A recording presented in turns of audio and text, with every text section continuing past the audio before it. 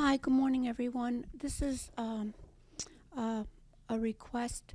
Tricky Law's mother was admitted to the emergency room Thursday night. She's in ICU. She's stable. They've figured out the problem, but it's going to kind of be a bit of a long journey. So if you have any spare Medicine Buddha mantras that you can send their way, I would be very grateful. And when her mom gets home, there's probably going to be, Chucky's going to be on duty. So if there are food or such needs, I'll be in contact with people so that, she doesn't have to go to the grocery store plus all of that stuff. So again, thank you for sending out the Medicine Buddha mantras, and I'm sorry to disturb the beginning of the morning. Thank you.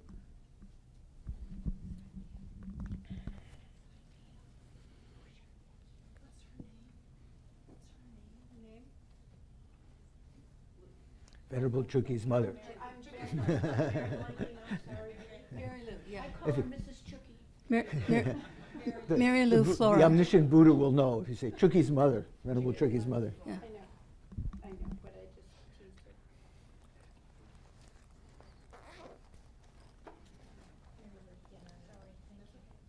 her. I remember in India when Geshe Darge would teach, sometimes people would say, oh, I'm reciting this mantra, maybe I'm reciting it incorrectly.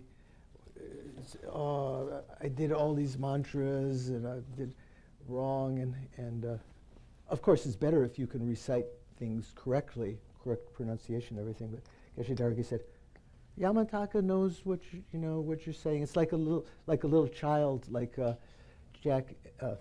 David and Karen's grandson, Boomer, who can, he's not quite sure what he's saying sometimes. If he's saying something, you try your best to understand. And of course, the omniscient Buddha knows what we're trying to say. So it's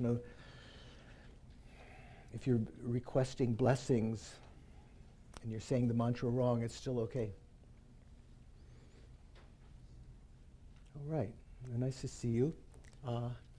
We'd heard something that there might be some bad weather, but it's not here. Looks like not going to snow here or anything, is it? No, okay. Okay.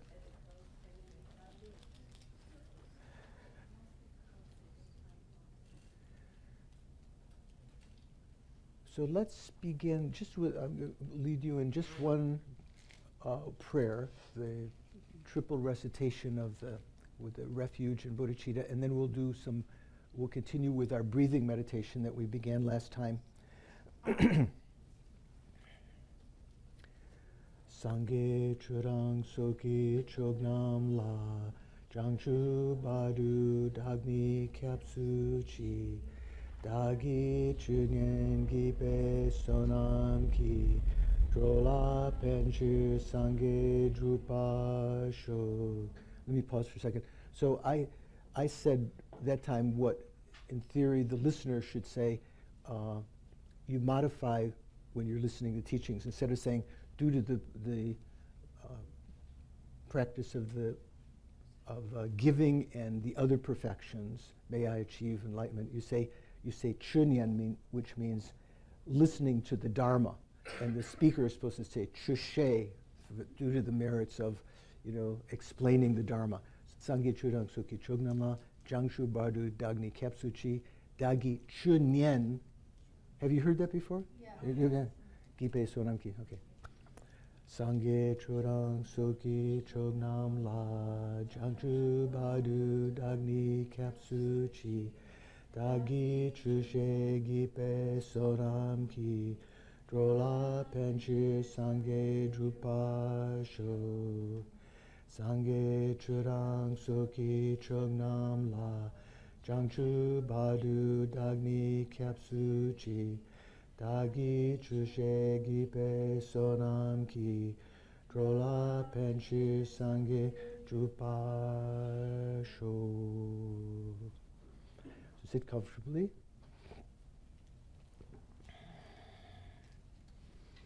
Relax your body, relax your mind, and let's perform the 9-round breathing one time, very slowly. If you like to use your finger to hold one of the nostrils and so forth, you can, or if you're more familiar with that, as some of you said you've done this breathing meditation many times, you can, if you're familiar with how to do it, just imagining that you breathe out up your right nostril, or you can close your right nostril when you breathe.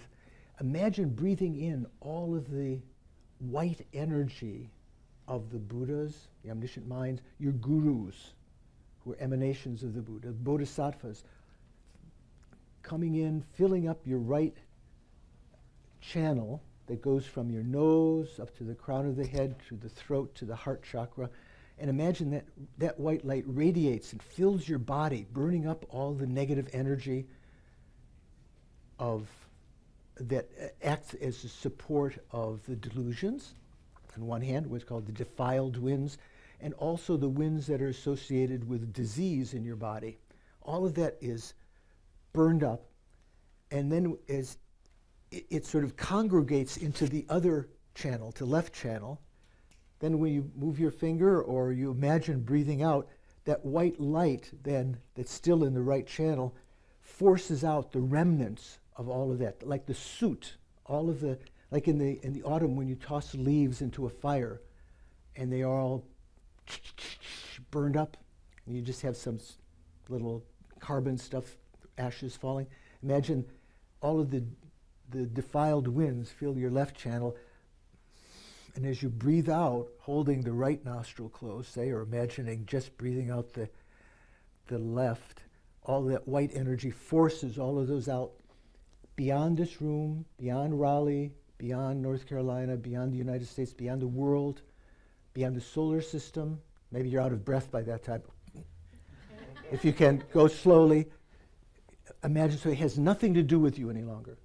Then, again, in that nostril, breathe in the white light representing all of the blessings of the Buddhas and the Bodhisattvas, the Gurus, the Yidams, Tara, Avalokiteshvara, filling up that nadi that radiates throughout your body, burning up all of the other defiled winds and illness. Again, the same thing happens. They become almost like soot in your body. And as you change your finger on the nostrils, imagine that all of that is expelled out your, in this case, your right nostril, the white light forcing that out beyond here, beyond the world, beyond this galaxy, beyond the universe. Then breathe in both very slowly, filling up both nadis, all of the remaining ignorance in your body, the winds that act as the support of that, the vehicle, the mount of that, and other subtle diseases in your body. All of that is burned up, that energy, and it enters into the heart chakra, right where the two side nadis meet, and that white energy forces it into your central channel where it's neutralized. So you don't, although you're breathing out, you imagine that wind goes into your central channel. Okay, makes sense? Okay, let's do.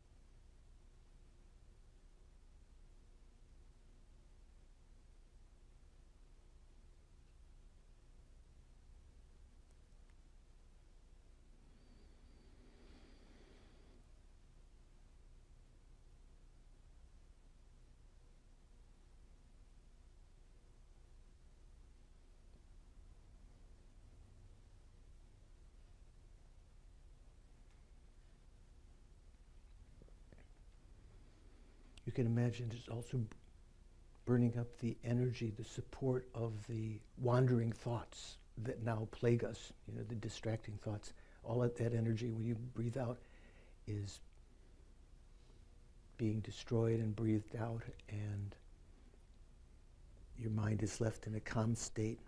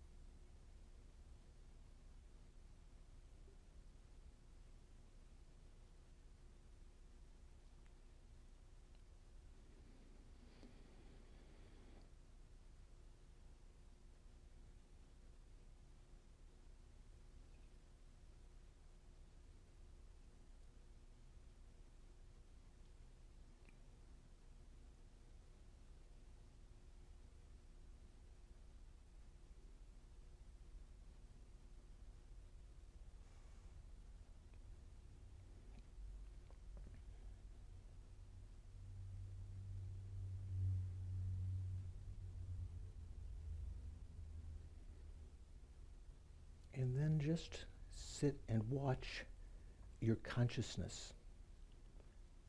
You can think one part of your mind, like a little corner of your mind, is paying attention to what else is happening in your mind. One part of your knowing, like a spy or an observer in a cafe. There may be some obvious things, some memories or plans. The appearance of your body to your mind, as though actual presence right there, looming presence, irrefutable.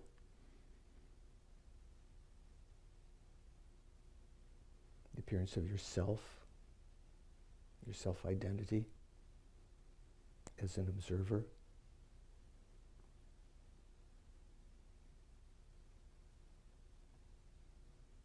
But a succession of thoughts sometimes by association, another thought coming, following on the previous one, try to recognize if you don't pay attention to them, if you just stand as a neutral observer watching your mind, you don't get involved in the thoughts, that they begin to lose their durability. They begin to dissolve back into the consciousness, disappear. And you're left in a quiet, spacious state.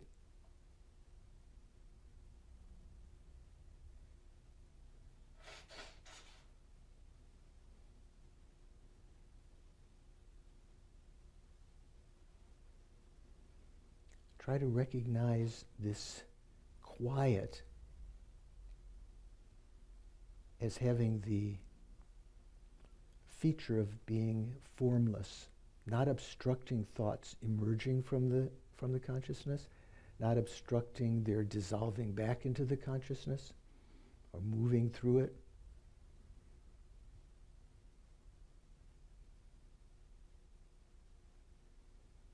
Also, this spaciousness is not just like an empty space. It's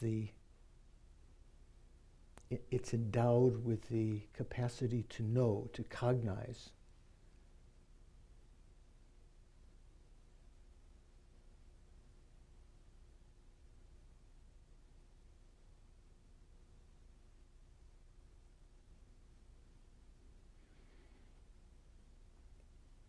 Using the analogy of a turtle or tortoise withdrawing its head and forelegs back into its shell, imagine withdrawing your attention away from the eyes, the ears, the nose, the tongue, the body consciousness, into the cave of your heart chakra.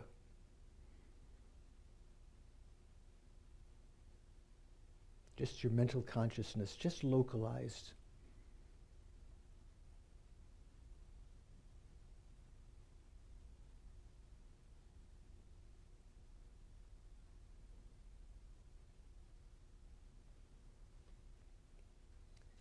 Worries that you might have for this life, aspirations, are just transient events within this consciousness. Let them go. Don't pay attention to them. And again,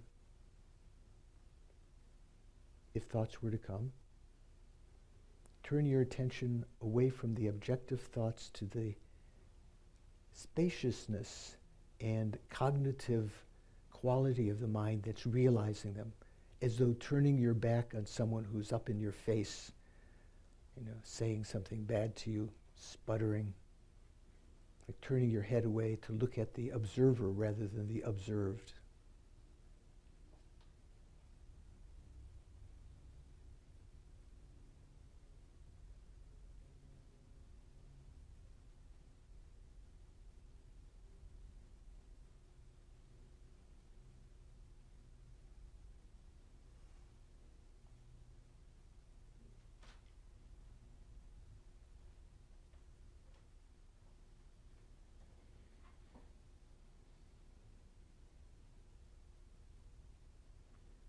If your input from your eyes disturb you, imagine withdrawing your attention from them back to your heart. Ignore that. Or your ears. If there's sounds if you're ultra sensitive to sounds. Or to the aches in your body.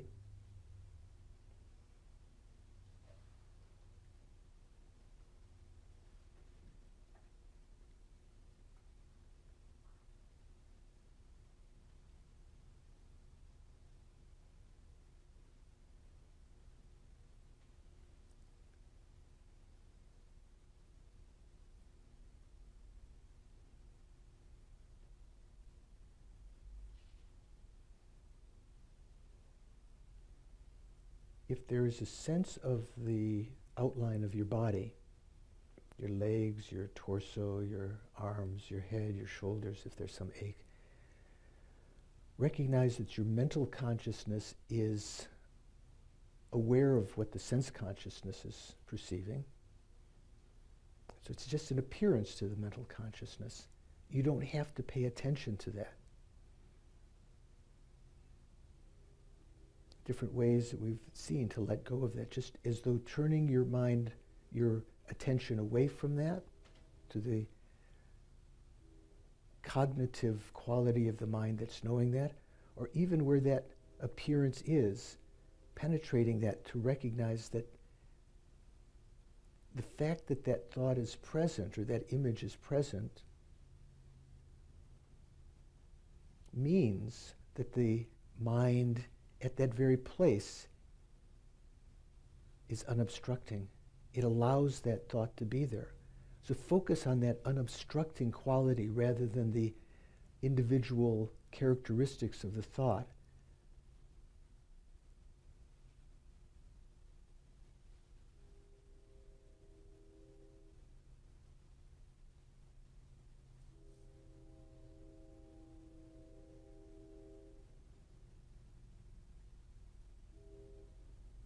At first, it's an incredible challenge, letting go again and again and again.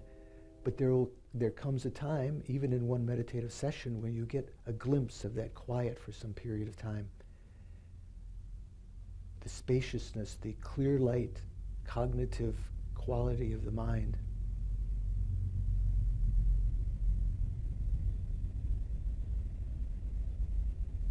The clear, unobstructing nature within which the train of your thoughts is chugging.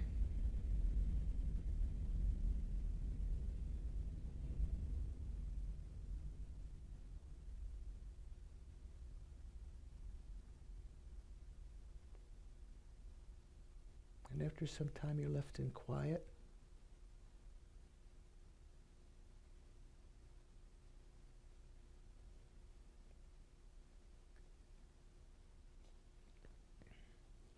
I think this is what the Buddha refers to as the conventional clear light nature of the mind. This is an incredible resource that I have. And with a life of leisure and endowment as I have now, having met the teachings,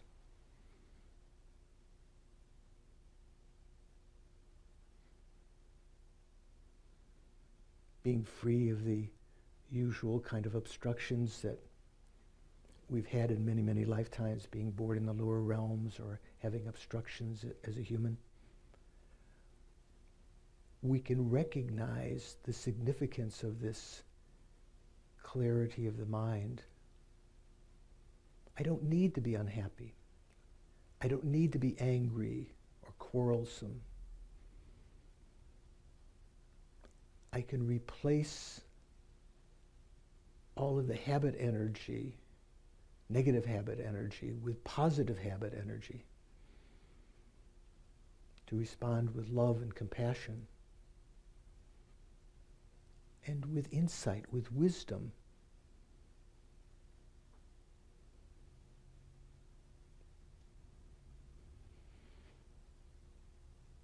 I can use this life to achieve one of the great goals of my own liberation from all of this suffering, what the Buddha called nirvana, or recognizing that all living beings are experiencing the same plight as I, but looking more deeply and recognizing they have all been intimately related with me numberless times. As a mother, for instance, having protected me, taught me, guarded me, given me enjoyments, taught me the alphabet or how to sew, how to go to the toilet. Everything I know was bestowed by them, the seeds of that. To feel that warmth for them and to leave them behind if I achieve my own personal liberation would be a great shame.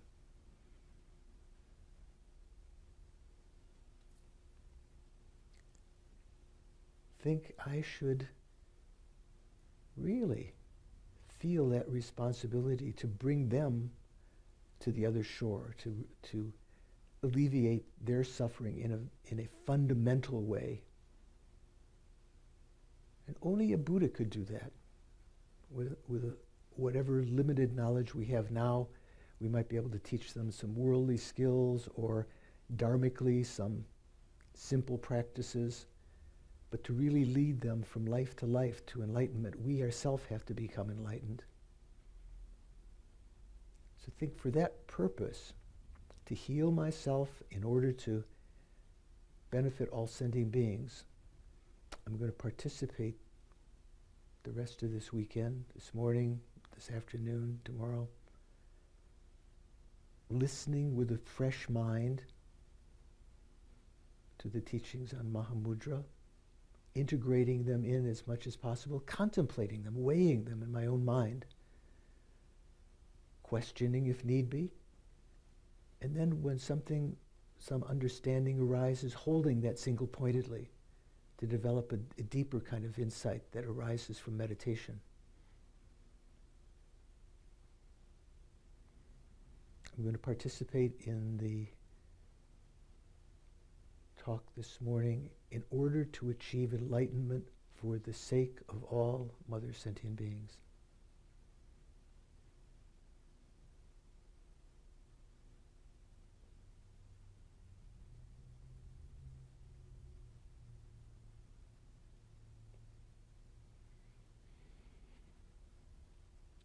And then bring your attention back to the present.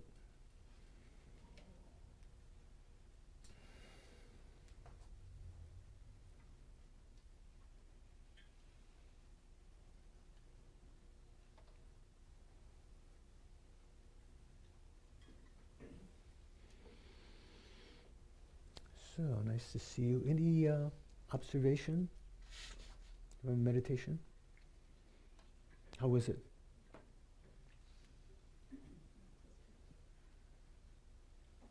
Okay. Anyone?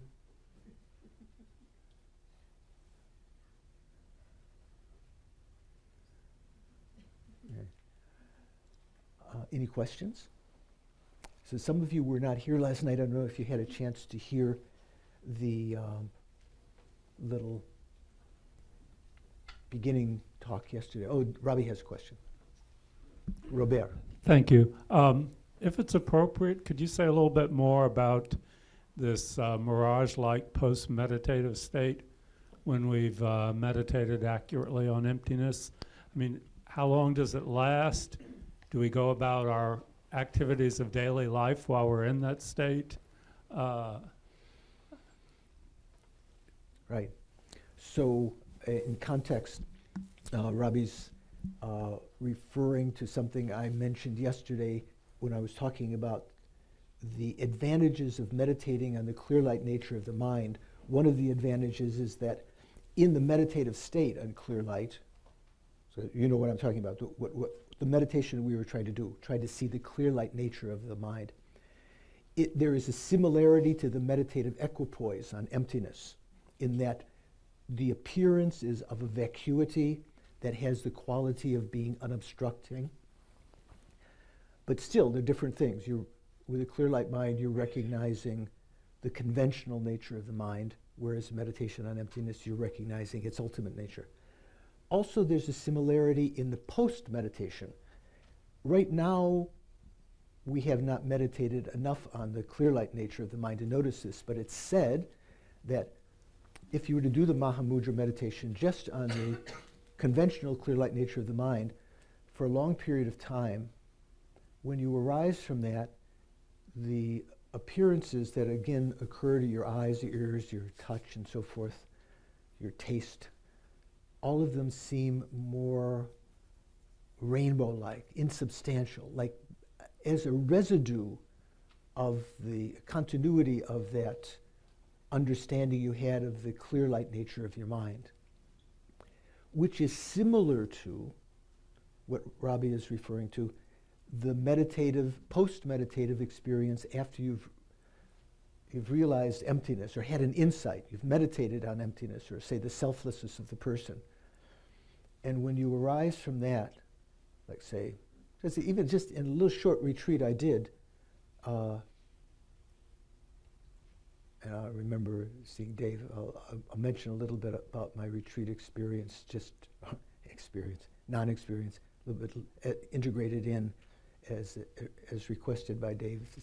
Stiebel or Stiebel? Striebel, not evil.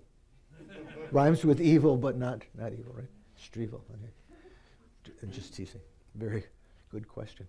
So in the meditative equipoise on emptiness, again, there's what is appearing to the mind is a vacuity, but it has been induced through a logic that's realized, say, that the self does not exist at all the way that the mind has been grasping to it. There's an appearance of an inherently existent I. That's irrefutable, but it's like a reflection or a mirage or an echo. It doesn't accord with reality. Our mind is believing there's something behind that we're grasping to. When you've realized the absolute absence of that I, all that you're perceiving is a spaciousness, a vacuity of that, the emptiness of the I. The I, the self does not appear, the aggregates do not appear, only that spaciousness. Like the meditation on the clear light nature of the mind, only thing that's appearing is this vacuity. When you arise from that meditative state that's called space-like meditation on emptiness, you arise and again you see phenomena. And say, for instance, the I now becomes more manifest. In that meditative equipoise on emptiness, the I was not appearing. This was a continuity of the recognition that it doesn't exist at all. But at that point, you're not thinking the I does not exist, oh, this is emptiness, just a vacuity. When you arise, there is the understanding that it doesn't exist, but it's appearing. And to your mind, you think, just even in a short retreat, you get like, wow, is that amazing? I know that doesn't exist, but damn it, it's still appearing. It's like a mirage, like a dream. And so that is the post-meditative experience in emptiness may extend, depending on your insight, like say, for example, if you just had just some little bit of confidence that the I doesn't exist in your meditative equipoise, that was kind of okay. When you arise from that, it may last for a little while. When you have a deeper and deeper insight, or perhaps even eventually a direct realization of emptiness, then when you arise from that, that may extend until your next meditative session, that confidence that all of this is like an illusion, like a dream, like a mirage. So I believe the duration of that depends on the depth and intensity of your understanding of emptiness. So the bodhisattvas that have realized emptiness, or even the hearers and solitary realizers who realize emptiness, when they arise from that, things look less substantial, like a little bit in analogy to the experience that you have when you rise from the meditation on the clear light nature of the mind, just the conventional. There's a sense of insubstantiality of things. Does that answer your question, Rami? Or at least get in that direction? Okay. Good question. Anyone else have a thought, question? Okay. Feel free if I go too quickly, you can ask. Just put your hand up if you have a question at any time. So just to reiterate, I gave a nutshell view of our strategy here in the Mahamudra. Remember, between the two, the tantric Mahamudra, the Mahamudra that's extolled in the tantras by not the tantras that the Buddha taught. The word Mahamudra doesn't appear in there. The word Mahamudra was apparently coined by the great Mahasiddhas who were practicing Tantra to talk about some particular method to bring about that realization of the subtlemost mind in Tantra that's unified, sealed with the experience of great bliss that is simultaneously realizing emptiness. In the Tantra Mahamudra, that's what's called Mahamudra. Whereas in the Sutra presentation, it's mainly talking about the object emptiness, the subjective mind that realizes that, not necessarily imbued with this great bliss, because it's the gross mind that we have now, and the technique that can bring that about. And the technique in this case is this succession of first meditating on the clear light nature of the mind, letting go of the other conceptual thoughts, focusing on that, and using, once you've identified that clear light nature of the mind, actually in let's say, in a factually concordant way. Does that, you say, Duntun, I can't remember the exact Tibetan, it sort of translates that way, factually concordant. That means not just your imagination of the mind, which might not really be how it is, but having experimented again and again and experienced that nature of the mind, having built up a mental image of that clear light nature, which is in accordance with how it actually is.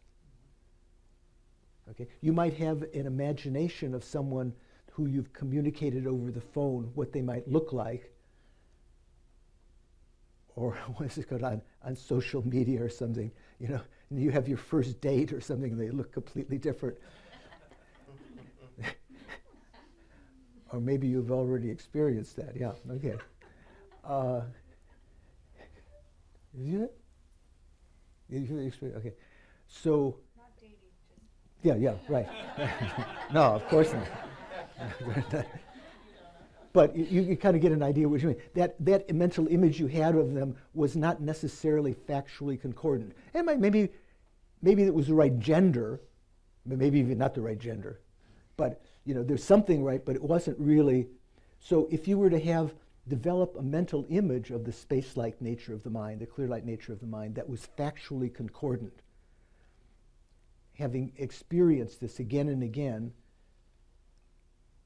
then we take that as our object to concentrate on, to develop that faculty of mind that you've heard about for so many years, called tranquil abiding, calm abiding.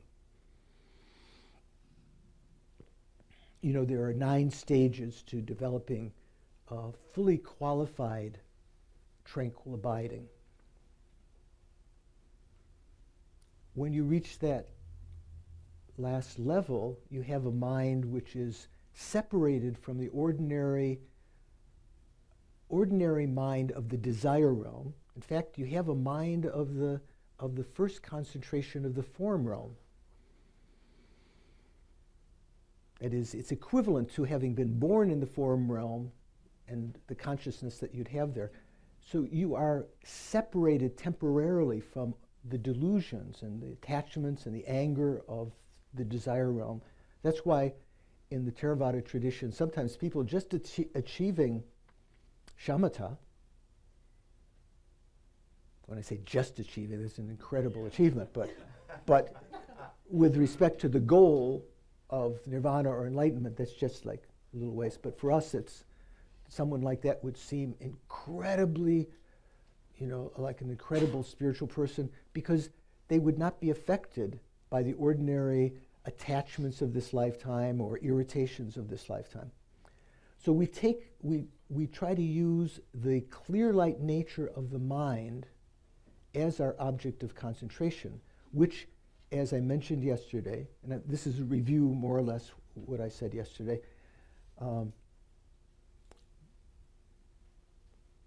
the special feature of that, why we should take that as our object of concentration to realize emptiness, is because it has a similarity in appearance to emptiness, the experience of emptiness. And using that as our object of concentration, just being in that, all of the disturbing thoughts are subdued, and they're easily observed. When disturbing thoughts, attachment, anger, jealousy, worry, whatever, whenever they arise in your consciousness, they're within that clear light nature, and they're quite apparent, so you can let go of them more easily. So after having achieved a certain degree of concentration on the clear light nature of the mind, you don't necessarily have to reach full shamatha, but you can certainly continue to that point. Once you have a certain degree of stability on that, then you can use that like a laboratory, that clear light experience, to recognize the object of negation of personal selflessness. That's sort of like technical language. Does that make, some of you may not know, what is he talking about? The object of negation of personal selflessness. So when we meditate on no self, it doesn't mean that you don't exist at all. It means that you try to recognize what is appearing to your mental consciousness in its most subtle form, the sense of I. It's very difficult to recognize generally. It's said that sometimes meditators might spend in their cave 6 months, a year, 2 years, 3 years, just recognizing the object of negation once they've meditated on the Lan Rim and done other meditations, of course. Otherwise, they wouldn't be motivated to do that. To realize the emptiness of the self. To see it, how it's, without, because if you focus on it too closely, it's almost like it disappears. They say like a naughty person, naughty child or something, if you sort of notice their naughtiness, they immediately, no, the hand was in the cookie jar and you're looking that way and they're no longer there. So you have to look very, very carefully to see how this object is appearing to our mind as though it had an existence, well, you could say in the final analysis, an existence which was not just named. Like if I say, your name is what, Jill? So Jill. If you were to say to yourself, I, Jill, exist only as the appellation, the name, Jill, given to my body and mind. That's the only Jill that exists, conventionally. There's something within the mind that thinks, no, there's a real Jill back here, man, or girl. There's something, some residue, something, if you look, you can't quite determine what it is, but when you look in the final analysis, you can sometimes glimpse it, especially when it's instigated by, let's say one of the classic thoughts is thinking that you've been falsely accused of something, remembering something when you've been falsely accused, the sense of indignation. I, what do you mean? I. Because you're focusing out on, let's say, the other person or the accusation, but that I seems to be instigating it.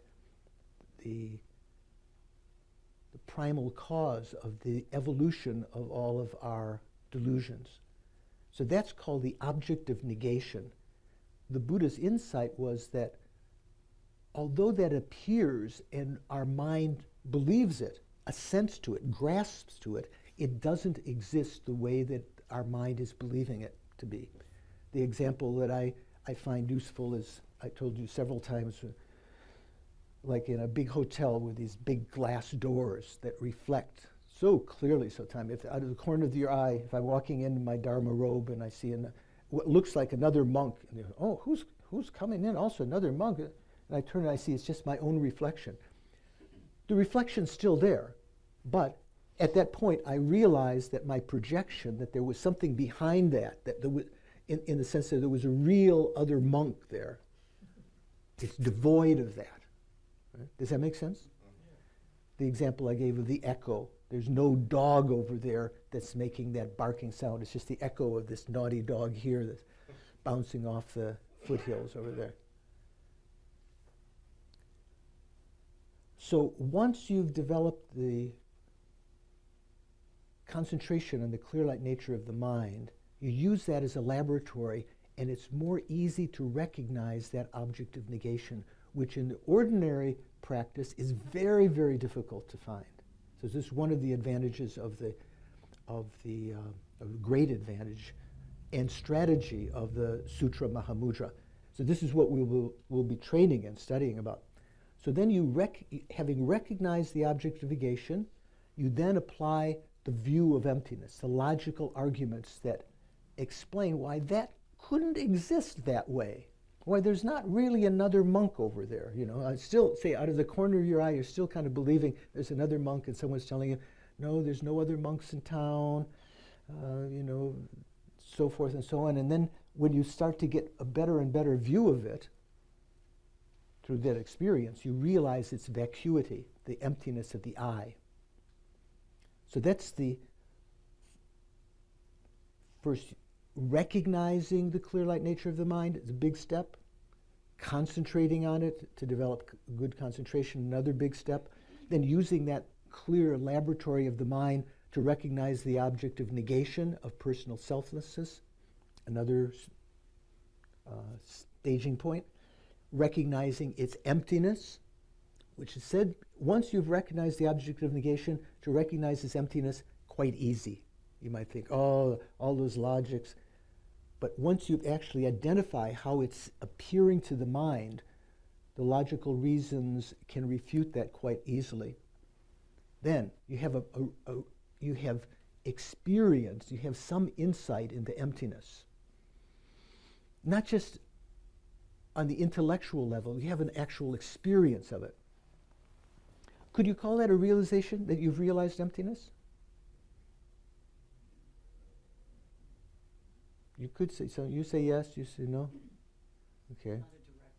Not a direct. So a glimpse. What were you going to say? The lady in the blue shirt. Oh, I thought you were. I was just responding. So there are different understandings of emptiness, as you apparently understand. First of all, we have a mental image of emptiness.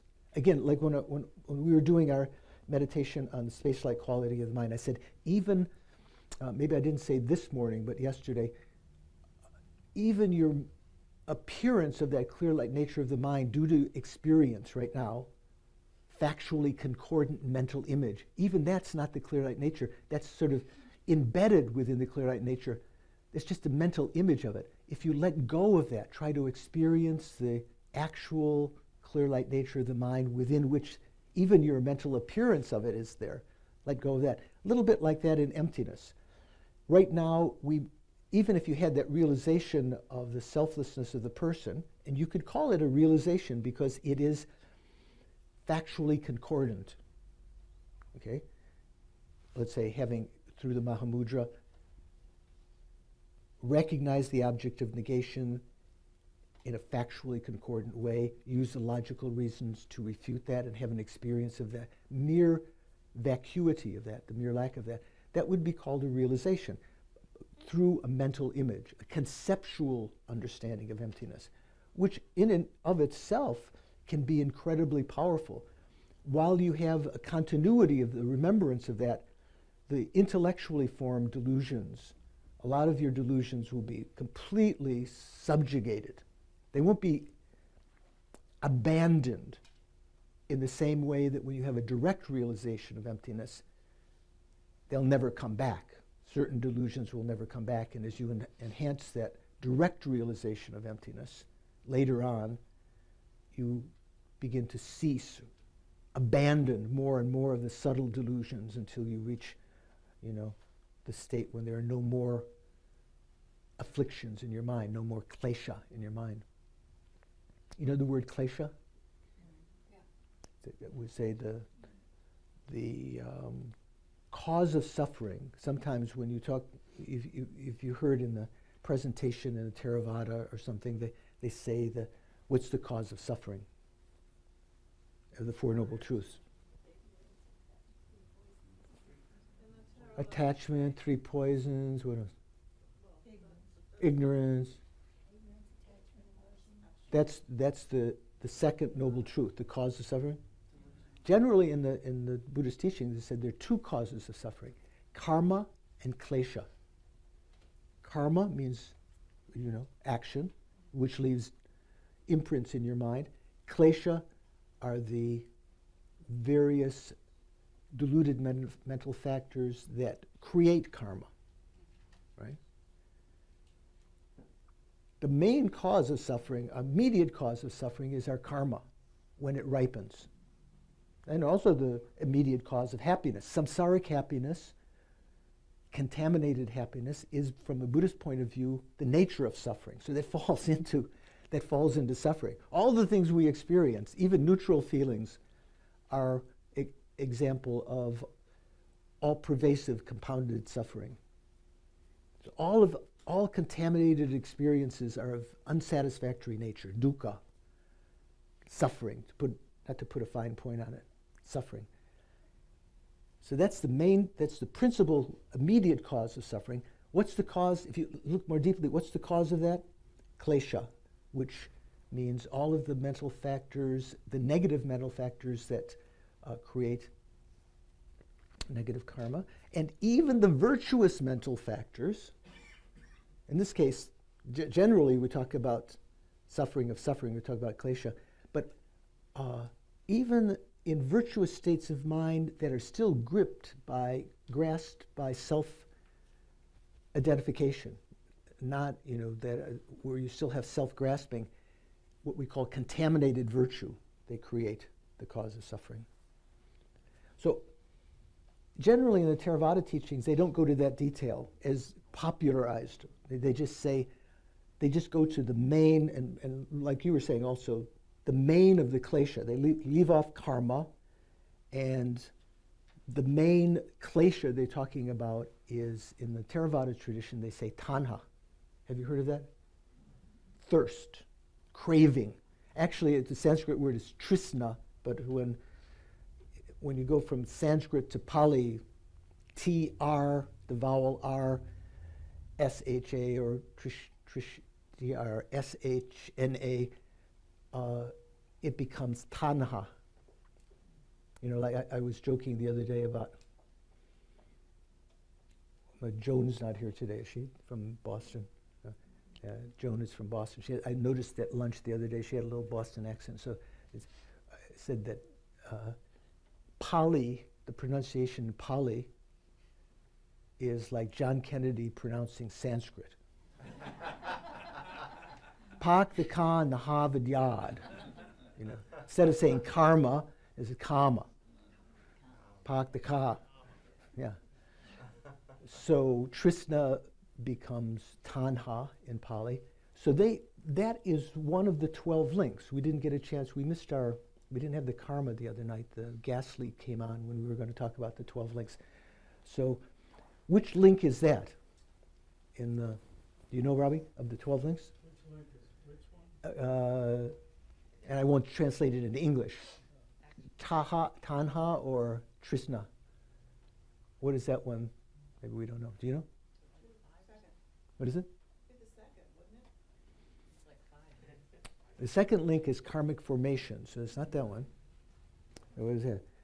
Ignorance, karmic formation, consciousness, name and form, 6 faculties or 6 entrances, contact, feeling, craving, grasping, becoming.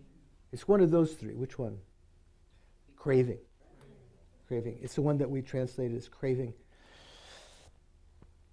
And so in the Theravada tradition, they say that's the cause of suffering. Whereas in the Mahayana tradition, we go more deeply than that, and we say that even beyond just that could be superficial sense of craving, the fundamental cause of that is a misapprehension of the inherent nature of phenomena, ignorance, right? The grasping to inherent nature. I think that's what you may have been referring to when you said ignorance. And I forget your name. Is it Judy? No, the lady behind you. You. Nancy, yes. You didn't say it. She said it. Okay. Give credit where credit is due. Okay. Thank you. Sorry. I didn't mean to. You were probably. But this was a good exercise for you because the I was rising at the time. Why didn't he? I said it. Yeah. Yeah. That was a good, you should, relish those moments when you've been abused. And at that point, if someone abuses you and you go into a little meditation and you say, thank you so much to the other person, they won't understand what you're talking about. It gives you some insight. Wow, that I seems so real at that time. He didn't recognize that I said that. Okay, so once you've realized this personal selflessness through this Sutra Mahamudra method,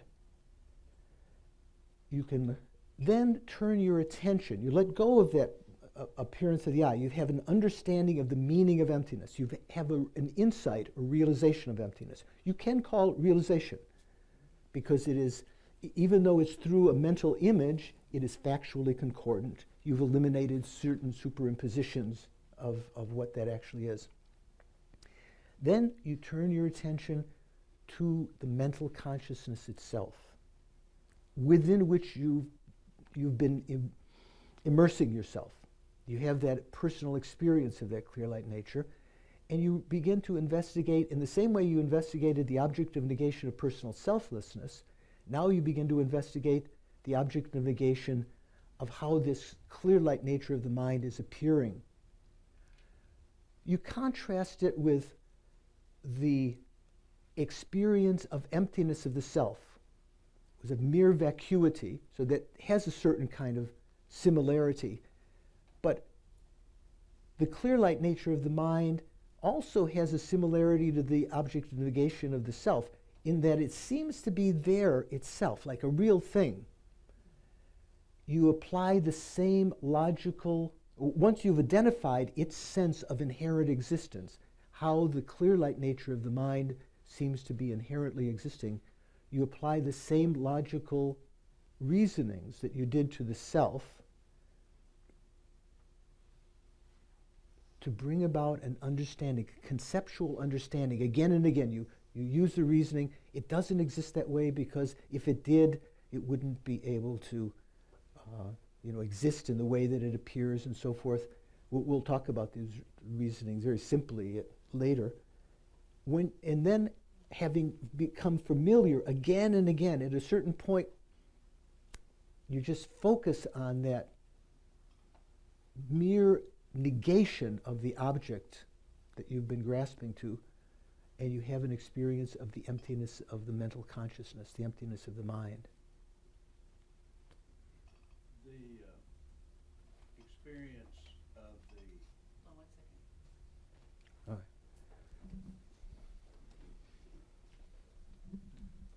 The experience of the emptiness of the self, if you have that, I've been told by my teacher that you might experience a great fear of falling into nothingness. How would you deal with that? So that fear is not when you have the experience of emptiness. It's when you're approaching that. Right. So before you become practiced in that, there can become, the fact, like you're saying to yourself, or if someone were to saying to yourself, Herb, you don't exist at all. And if you were to really believe that, say Geshe Sulga or someone told you, Herb, you don't exist at all the way you think. It's like, if you believe that for a second, it's like fear, like all these things that,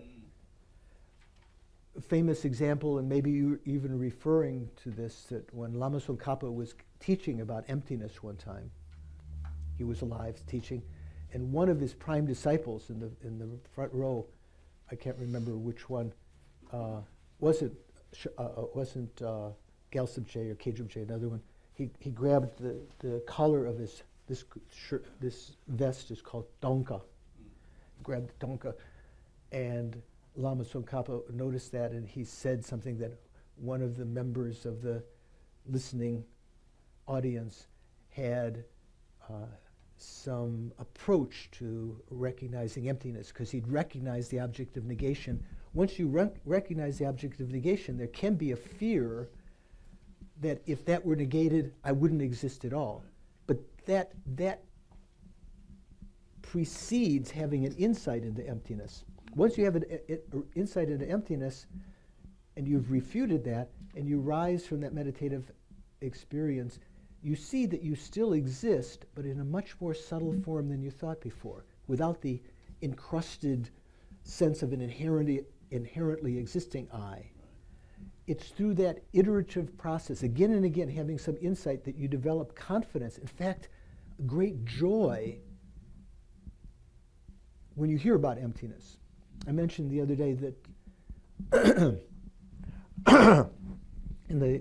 when talking about introducing who are proper receptacles or vessels to hear the teachings on emptiness, is said to be those individuals that when they hear about emptiness, their hairs stand on end, not out of fear, but like joy.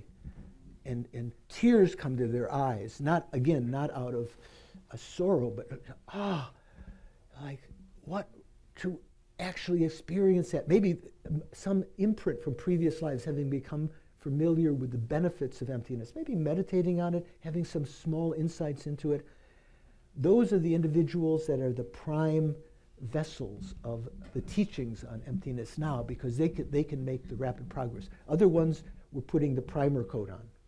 Maybe for us, maybe your hairs didn't stand on end when you heard, tears didn't come to your eye, but if you think about when you're doing purification and regret, one of the four-pointed forces of having created negative karma is the mental factor remorse or regret.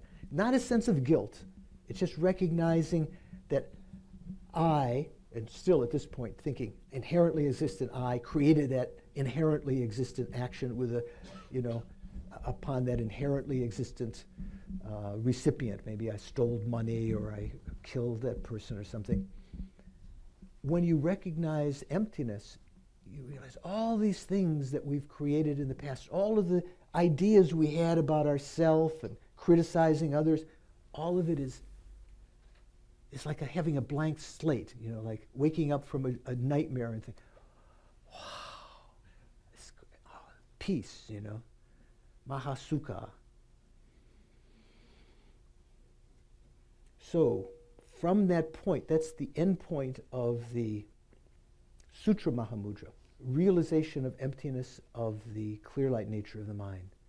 Then one is a proper vessel, one would say, to receive tantric initiation and practice the generation and completion stages of Tantra and practice the Tantra Mahamudra, the Mahamudra where you, as it's said in the text, penetrate the certain vital points of the body, like the skillful, what was he called?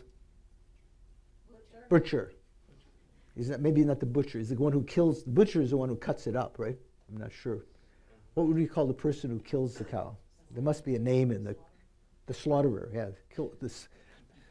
Shinje.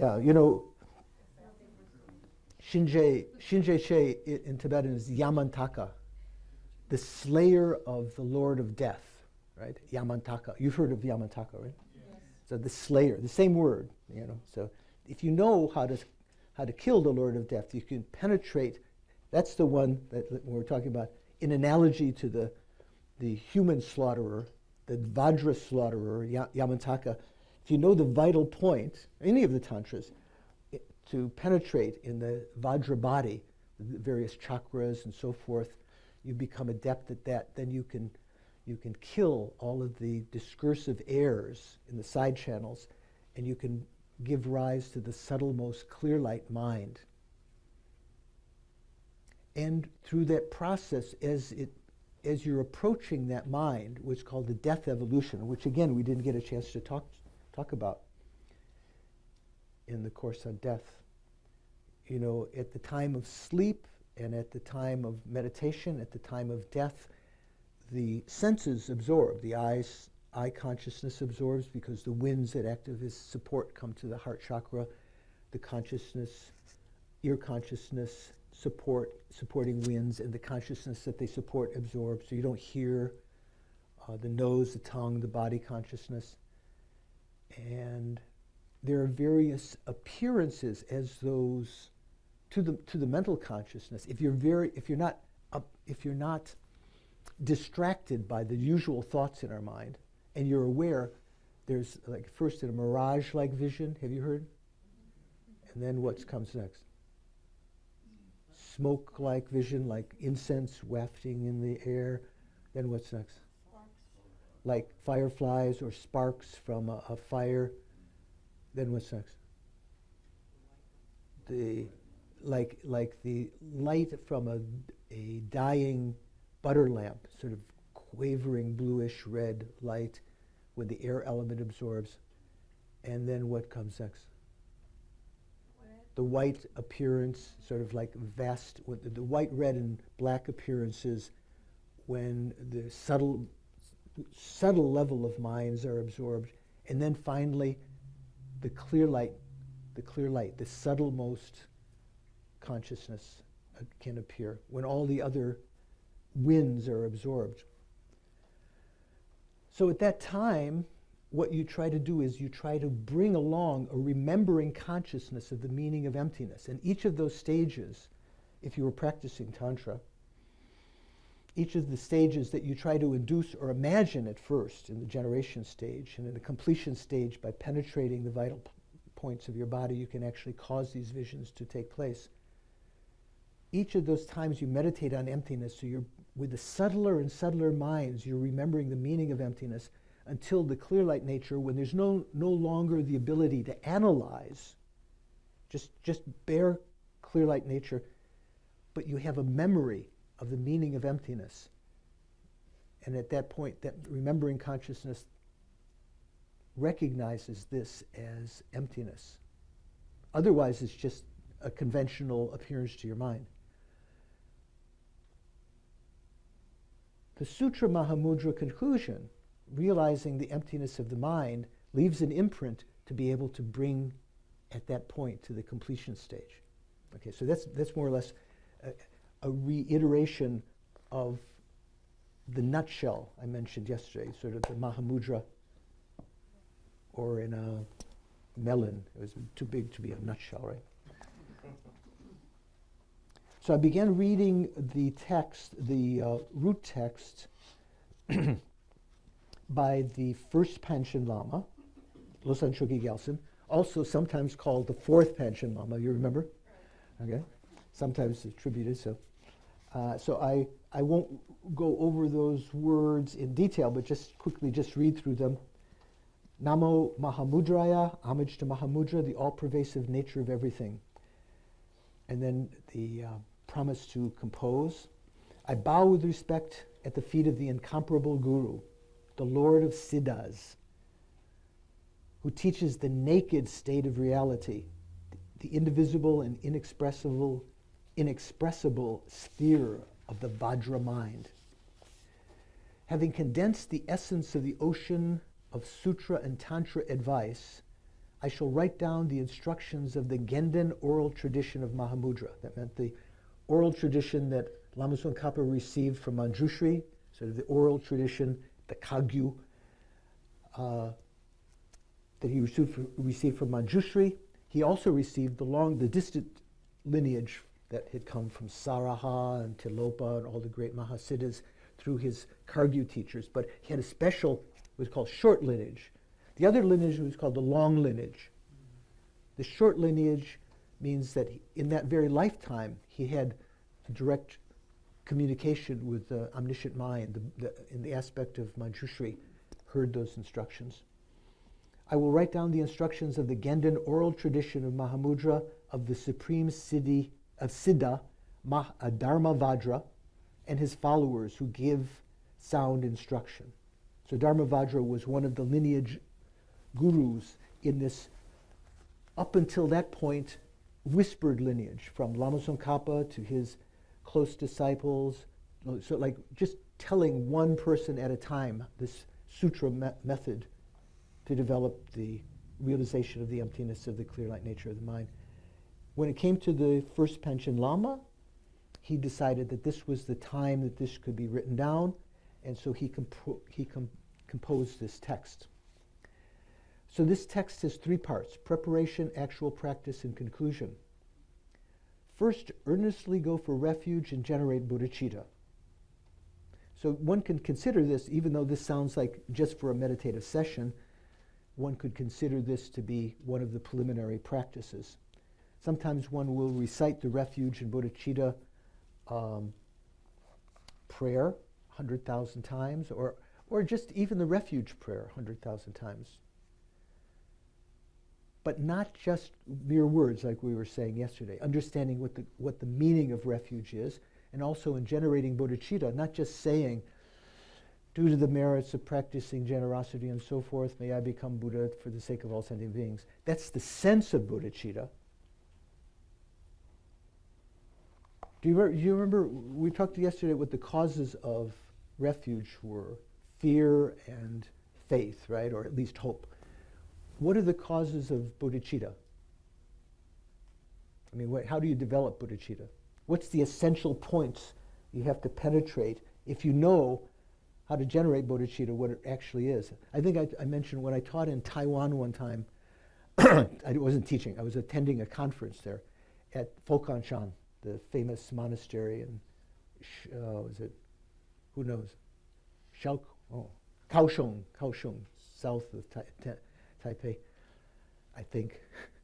And there's a big Buddhist monastery there. Most of the students spoke English very well. They were dressed in sort of gray Chinese Mahayana robes. And at lunch, at meals, tea time, I would ask them questions. What are the Four Noble Truths? No problem, they knew pat. What are the 16 aspects of the Four Noble Truths? Do you know? They knew. Just like that. What this. Then I asked them, what is bodhicitta? I said, oh, bodhicitta is like the sky. Is it like not really precise, what is bodhicitta? So what is bodhicitta? Robbie, what is bodhicitta? The wish to become enlightened for the benefit of all sentient beings.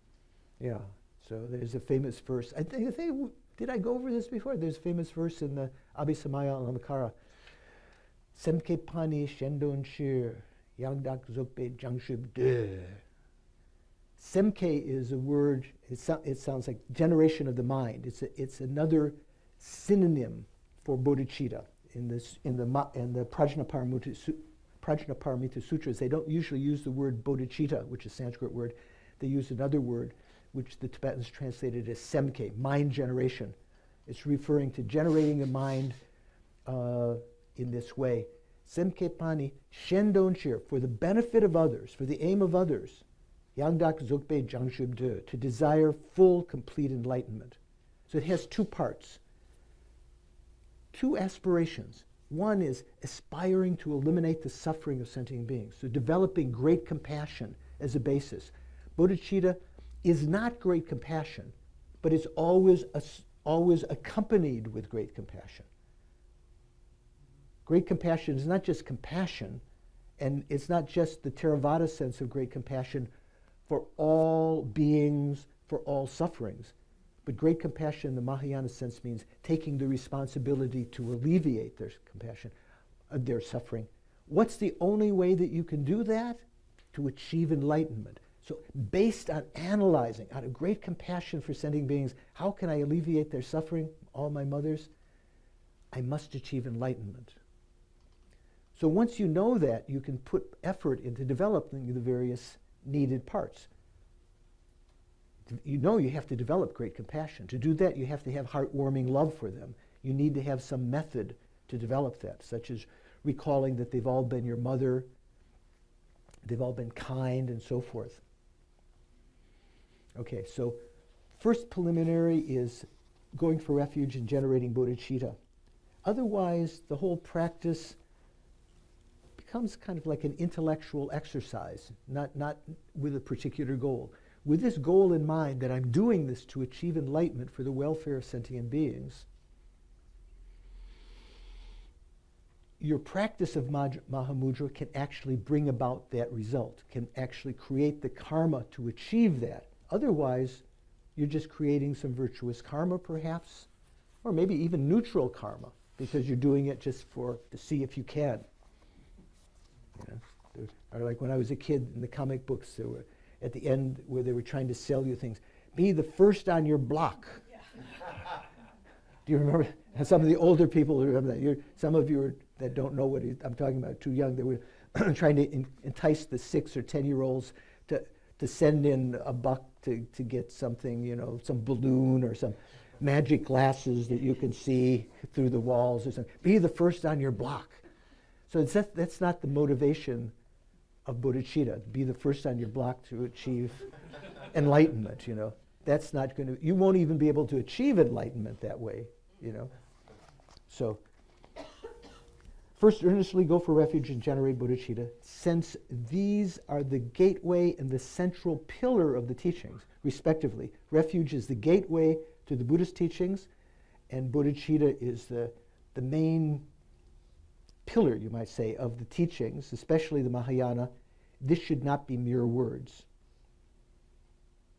So that can be a preliminary practice, or it has to be a preliminary of every session, as we did at the beginning. We said Sangye Churang Suke Chognam La, Jangchu Barda Dangni Kepsuchi, so forth. Because seeing the reality of the mind depends on amassing the collections and purifying negativity. So it says plural here, the collections or accumulations. Amassing the collections, amassing the accumulations. What are those? The collections. Is there a collection box here at Kadampa Center? Yes, it's amassing. So Donna's, when she's emptying that box, is that amassing the collections? That's not what's meant here. What are the collections? What is it referring to? Collection of merit. Collections, though, it says. Collections? Why is it? There's 2 collections, 2 accumulations. Judy, right? Kim. Oh, Kim. You're Nancy. Okay, I thought it was Judy. Kim, what are the collections? Collection of merit is 1. To achieve enlightenment, you need 2 collections. Wisdom. I thought you said poison. Wisdom. I thought you said poison. You said wisdom. So the collection of merit is the substantial cause of achieving the Rupakaya, the form bodies of the Buddha, the Nirmanakaya and the Sambhogakaya. What's the substantial cause of achieving the Dharmakaya? The collection of wisdom. And here, the principal wisdom that you collect is the wisdom of emptiness. So when it says the collections, it's referring not only to collecting merit, but collecting collection of wisdom. But here we're not yet meditating on emptiness, so it's mainly the collection of merit that you do through creating virtuous actions, very powerful virtuous actions, some of which are reciting the names of the Buddhas, you know, like in the what's called the Confession of Downfalls, the 35 Buddha confession. You recite the names. You're actually collecting merit. So that remember what I told you. The name of that sutra, that section is called. It's called the Sutra of what? The 3 skandhas or 3 heaps. So what are the 3 skandhas? There are a number. Great number of ways of confessing, rejoicing, and dedicating. That's why it's called again and again in there. I confess this, I confess that, I confess it, all in the liturgy of the prayer. And then there's a great number of ways of rejoicing, of thinking of all the virtues I created by practicing, even giving 1 grain of food to a being in the animal realm, all these merits. And then many ways of dedicating. I dedicate to this, to that, to this, to that. Those are called the 3 heaps. So that confession prayer needs to, at the beginning of it also, there's an apprehension, a feeling of regret. And in the prayer, there's a promise not to do again in the future. So there's regret, promise not to do again in the future. What's one of the other opponent forces? Remedy and, well, resolve is not to do it again in the future, right? Reliance, that comes in the beginning. So the other one is the remedy. So the remedy is the recitation of the names of the Buddhas, because they are creating virtuous karma. So you can think, even just reciting those names in that prayer, even if you don't make prostrations, that's an accumulation of merit. And also, if you think about the meaning of the prayer that comes after the names, that's the confession. That purifies negative karma. Here it says, so because seeing the reality of mind depends on amassing the collections and purifying negativity, first recite the 100-syllable mantra at least 100,000 times. So I mentioned Dave at breakfast, the Om Vajra Sattva Hum, was it 6 or Hum Pe, 6 or 7 syllables, is not considered enough. You have to say the 100-syllable mantra. Okay, so you have to memorize that, Dave. Can you do that? You can practice. One thing you can do is, you yourself, if you can find a proper pronunciation, someone who's pronouncing it in correct Sanskrit, because the Tibetans, you also, if you find Lama Zopa or some Lama, their pronunciation in Tibetan, if you have faith in that, that's okay. But that's not exactly how it's pronounced in Sanskrit. If you can recite it yourself or have recitation and then duplicate that many times, put it on a MP3 file and play it while you're driving to work, the 100-syllable mantra, slowly, so that you can recite along with it, and you can remember it that way. Also, if you say it very loudly, like when the boys at the monasteries, that I don't know, I'm sure the girls do the same thing in the nunneries, to memorize the texts, when they're very little, they would sit in different places away from each other, and they would, because the other ones are reciting out loud too, to memorize the text, they have to shout very loud, Semke Pani, Shendon Chir, Yangdak Zokpe, Jangchub De, and then go on, reading the text. It leaves an imprint in your mind to say very loudly. Sometimes you can go outside, if it's not in your well, maybe not in your neighborhood, your neighbors might get. But Om Vajra Sattva Samaya Mano Palaya. Very loud. It leaves an imprint in your consciousness, not just on your ear. Might be good for the birds and the squirrels around also. Your neighbors might call the police. That's the problem. So recite the 100-syllable mantra at least 100,000 times, and do as many hundreds of prostrations as you can while reciting the confession of downfalls. So usually the people also do 100,000 prostrations, although here it just says hundreds, as many hundreds of prostrations as you can. So and then from your heart make repeated requests to your root guru, who is indivisible from all the Buddhas of the 3 times. So that's the practice of Guru Yoga. So in Geshe Rapton's book, when he was talking about, he added also the suggestion to offer the mandala, which is, I remember once I came to Lama Yeshe, many times come to Lama Yeshe, sad or something, ask for some advice on how to control the mind. I can't control my mind, Lama. This other monk is this. And Lama said, offer the mandala. That's the best way to control your mind. So that creation of merit in offering the whole universe without attachment and so forth. If I can find quickly, I didn't want to put magic marker in my book here. I should have put a little piece of paper or something. Yeah, here we go. So in addition to so I'll just read a little bit here. We should not be anxious that these preliminaries are taking up all the time we had set aside for meditating on Mahamudra. You might feel that way. Oh, come on. I want to get to the real thing. You shouldn't think that way. You shouldn't perform them hastily with little interest. They must be done in a relaxed and calm manner. It is quite permissible to shorten them if we don't have much time, but under no circumstances should they be rushed. There's a difference between rushing and doing them, just for a short time, right? You do it very slowly. The function of these preliminaries is twofold: to accumulate wholesome tendencies in the mind and to provide a basis of purity and calm for effectively engaging in the principle of meditation. As long as we keep stirring and shaking a bucket of water, muddy water, the water will remain turbulent and agitated, and the mud or whatever is in it will be imbued in there. But if we set it down and it remains unmoved, the turbulence will slowly cease and the water will become calm and clear, so the mud will settle. So, you know the example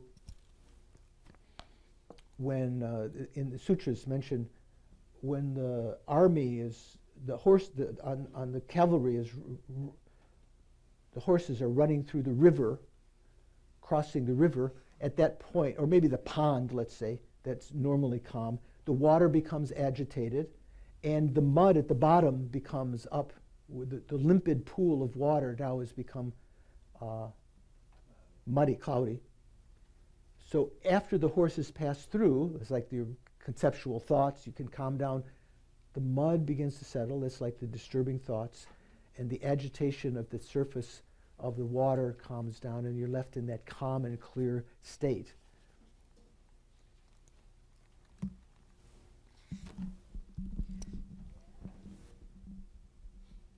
Similarly, if all the turmoil, worry, and agitation in the mind are gradually pacified and brought to rest by the preliminaries, we can achieve the necessary peace and clarity of mind to be able to continue successfully with the main meditation.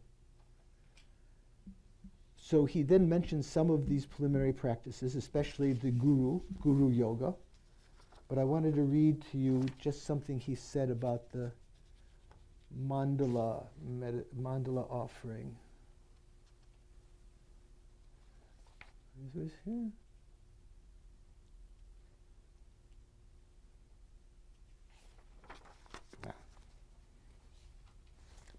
What is it? You know that little boy, the French comic book, what was it called? The little boy, it was in Tibet. You know what I'm talking about? Or Belgium. What am I thinking of? Tantan. Is that pronounced right? Tantan? Pretty good. Yeah. Oh, Tata. We think Tintin or something like Right, that. Tantan. right. So it's translated. The American version is translated into English. Do you get the French edition, Robbie? Do you have it home? No, I'm not into it now. Oh, Tenten in Tibet is the greatest one. That's all the other ones. He's in France. So his companion always says, Balaks. So I was just saying, I was going to say Balaks here. I couldn't find the place. Okay.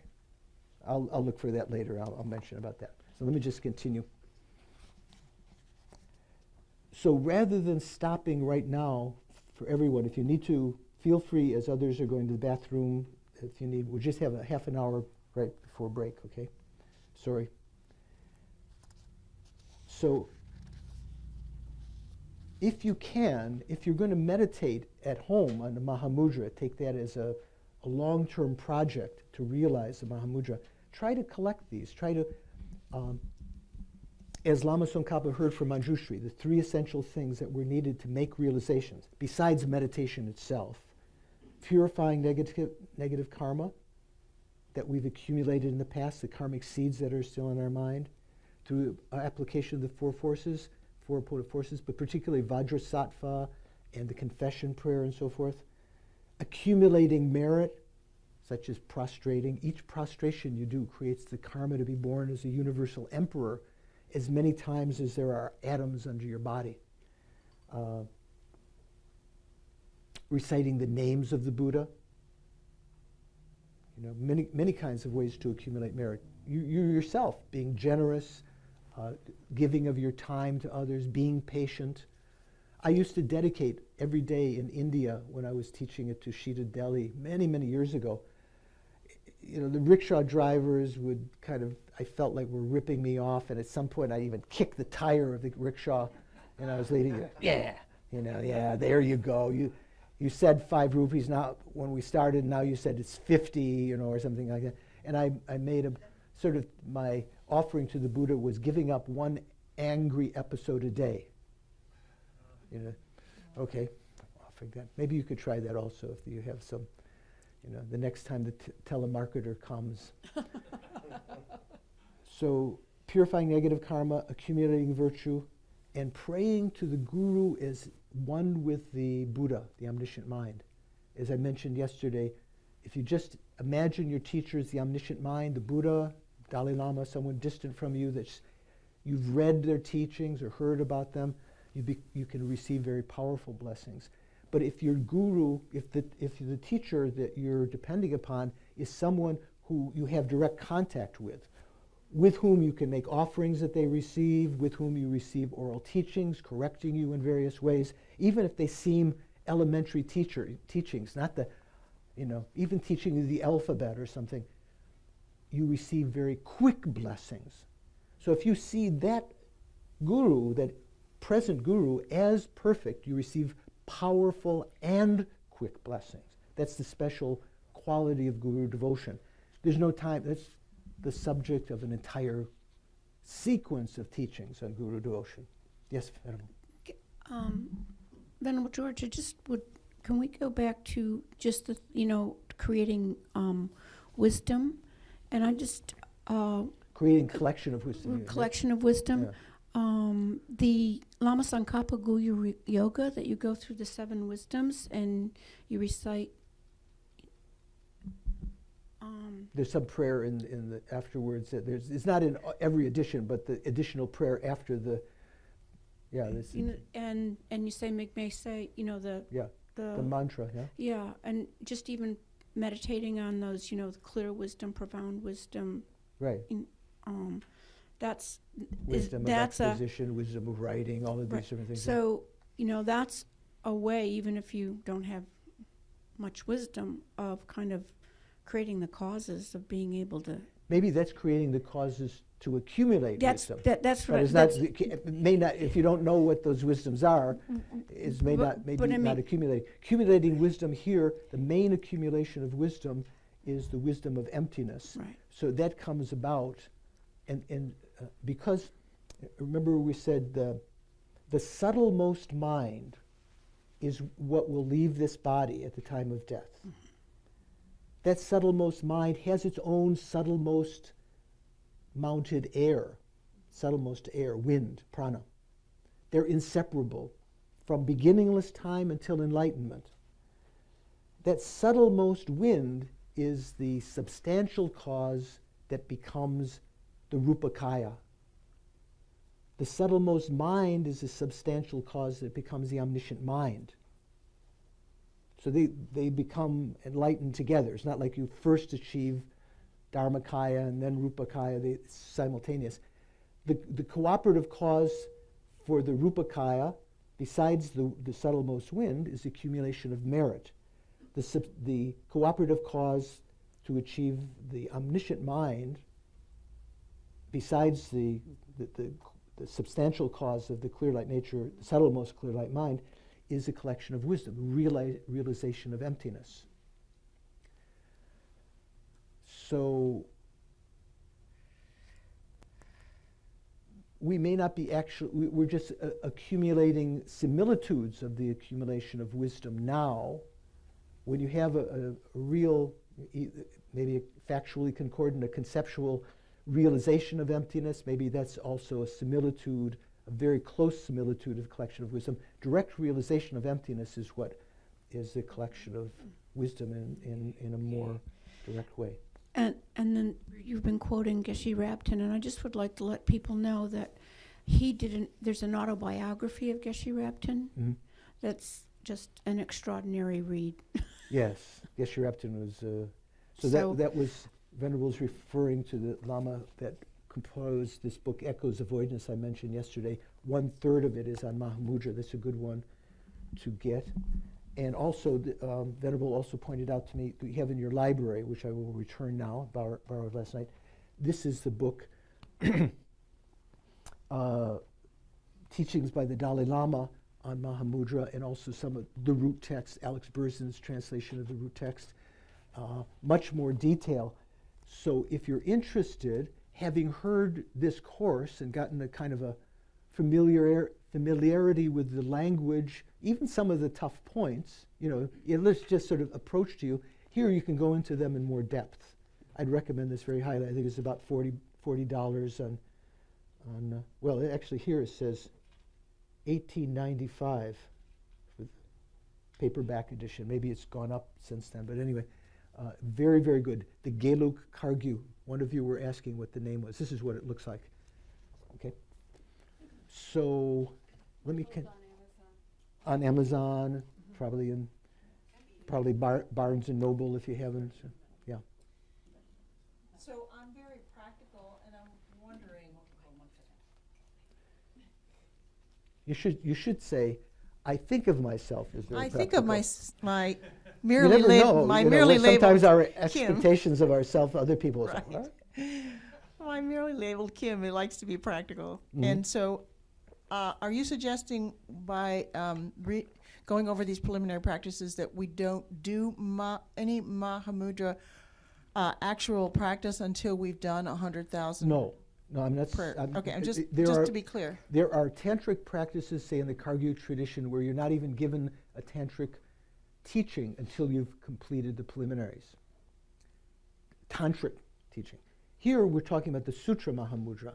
So what we're doing is to, in a similar way, in order to be successful, successively over time, if you can accumulate purifying again and again, the four opponent forces, especially say the 100,000 mantras, it might take you a couple of years or 7 years or something. Once a day you say 21 mantras. That might be even a lot for most of you. Maybe 3 mantras, 7 mantras a night. How long would that take you to do 100,000? It would be quite some decades, right? You have to count. Okay, I won't do it right now. A long time. A long time. But it's possible also to collect merit, making mandala offerings, prostrations, and so forth. And the goal of that is to, every day, to successively make your Mahamudra meditation more successful. Mm-hmm. If you were to receive tantric initiations and you wanted to practice the tantric Mahamudra, that's when this would be more essential to collect, a great number of them before you start your retreat, let's say. But right now, before you start, you don't have to wait till 3 years from now to start doing Just the wanted meditation. to be clear. Thank you. Yeah. So after the preliminaries, and yes, sorry.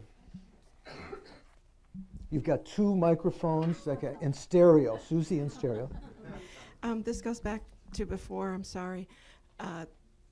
Meditating on emptiness, you see, and you come out of it, and let's say you've been successful at some point, you see space. It's space-like. No. In meditation, it's called space-like right, meditation. Right. And when you come out, I think I have what you had described written down. Right. When you come out of clear light meditation, what does that look like? There's a similitude there, the Geshe-Raptor referred to, that things look insubstantial because of your having prolonged concentration on the clear light nature of your mind, letting go of other thoughts, attachments, and so forth.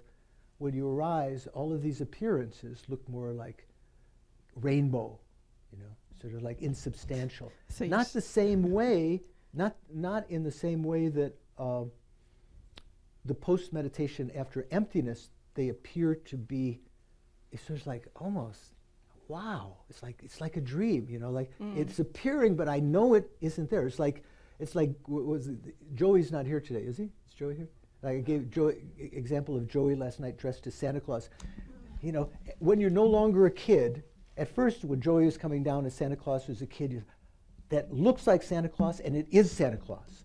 But later when you're 10 or 12, you're more mature than your brothers and sisters. That looks like Santa Claus, but that's just Joey. It's like, oh wow. And so that after emptiness, there's an understanding, a residue of that understanding of the lack of inherent existence that is still appearing to you.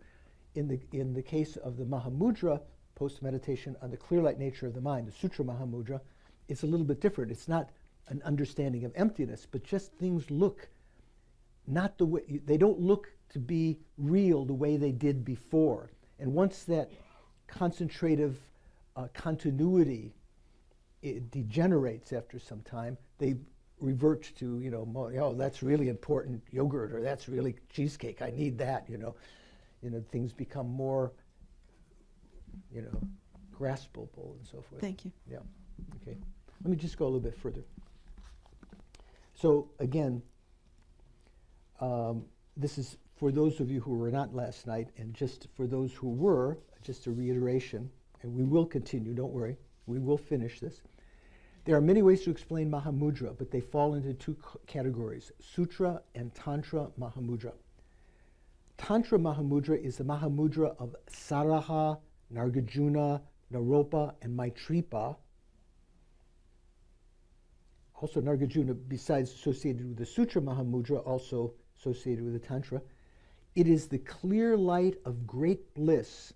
In it, the clear light of great bliss is produced from skillful means, such as penetrating the vital points of the Vajra body itself, like the skillful slaughterer, right?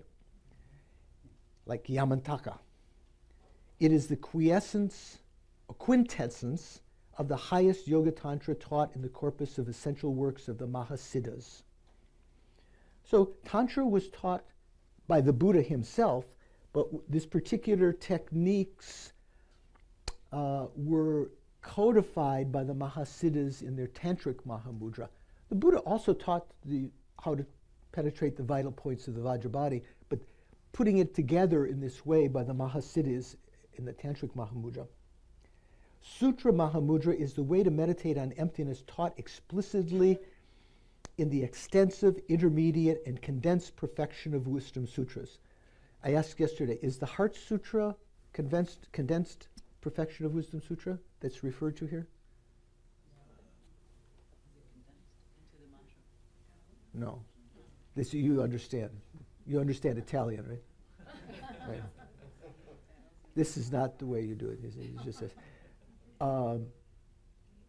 When it's talking about the extensive, intermediate, and condensed perfection of wisdom sutras, is referring to one particular discourse the Buddha gave that was remembered and recorded by various disciples in various recensions. There's 100,000 verse, 25,000 verse, 8,000 verse, called the large, intermediate, middling, and short or small. Even 8,000 verses, to recite that takes a long time. They've all been translated into, the 25 and 8,000 have been translated into English by Edward Kanza. You can find if you like to have and read them.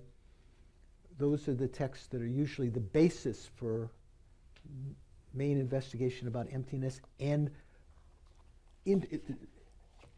explicitly talking about emptiness, but indirectly the way it's talking about, the Buddha said that this is empty, like in the Heart Sutra, this is empty. Always, if you have an analysis of that, commentary of that, it's explaining the stages of the bodhisattvas and the hearers and the Pratyeka Buddha's paths, the extensive deeds. So another way of dividing up wisdom and method is say profound wisdom and extensive deeds. The extensive deeds of the bodhisattvas are the deeds they do with bodhicitta, the 6 perfections, or you say the 10 perfections, and all of the stages of that.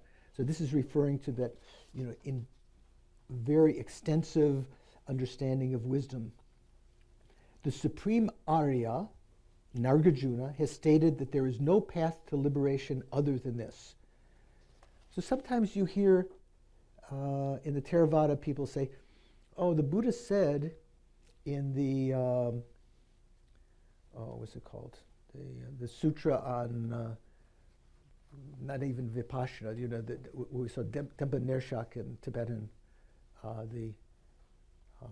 can't remember the Pali, when you're watching the breath, inhalation and exhalation, this is the one path.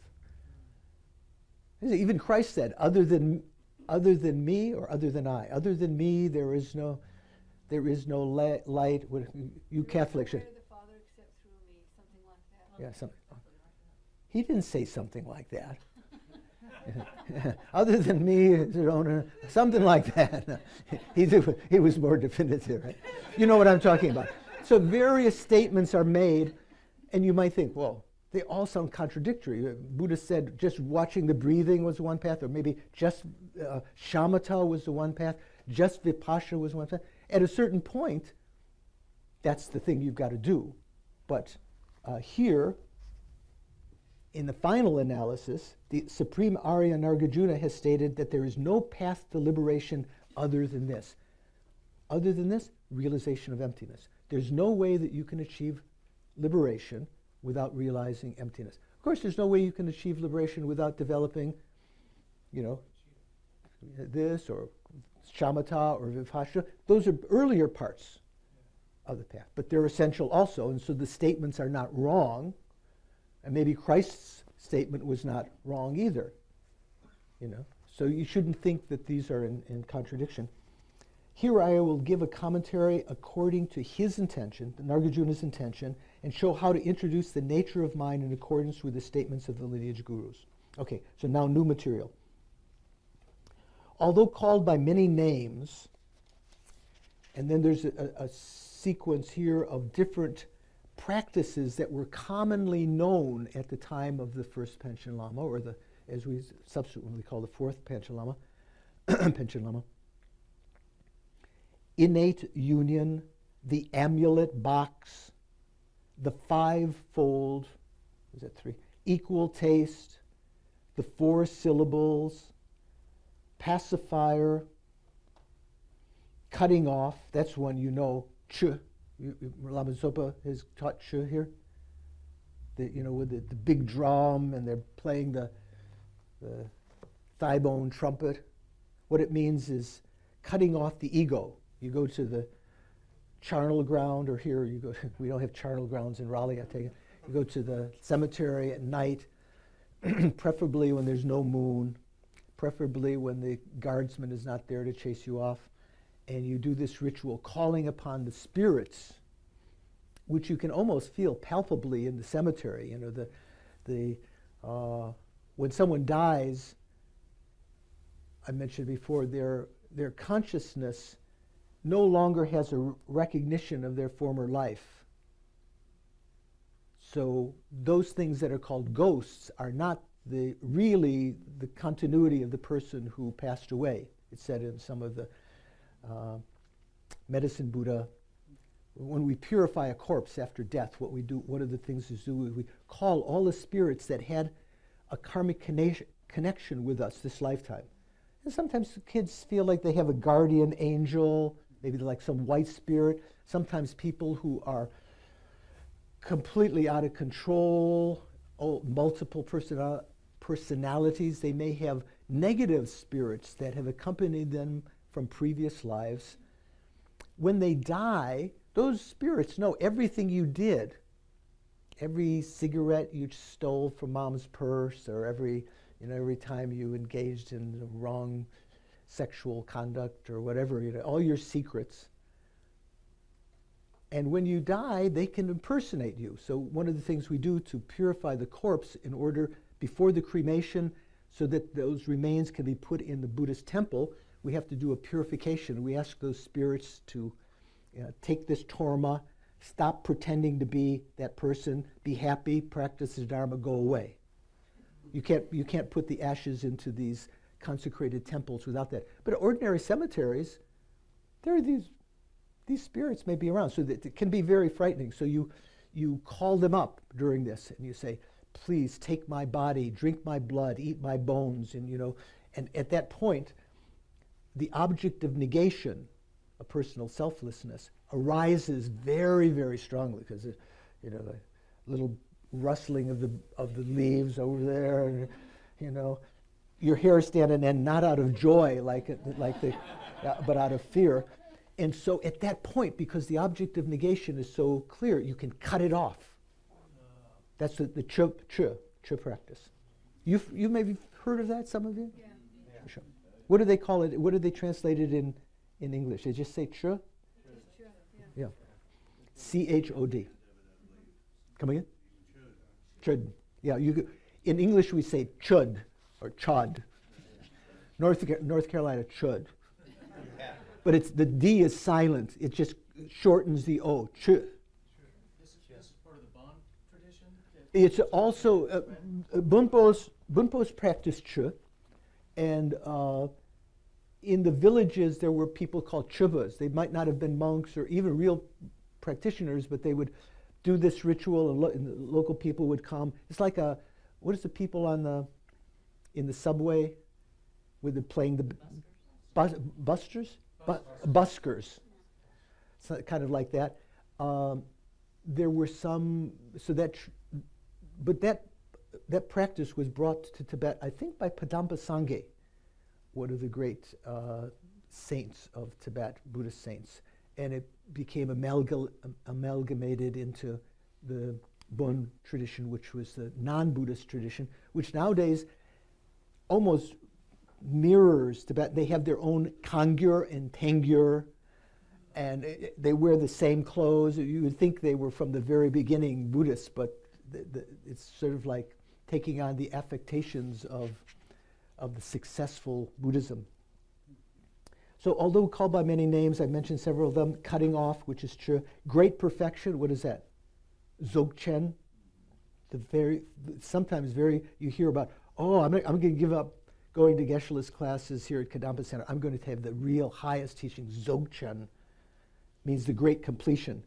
So it's a little bit like Mahamudra. This particularly in the Nyingma tradition, and also Bön. What is your name, this gentleman in the blue shirt? Jeff. Also Dzogchen, there's a Dzogchen tradition in the Bön. You shouldn't think that it's anything more superior to what we're learning now. We're learning, like the Mahamudra is considered to be the pinnacle of this ability to reach enlightenment in a very short amount of time. But anyway, there were all these other techniques.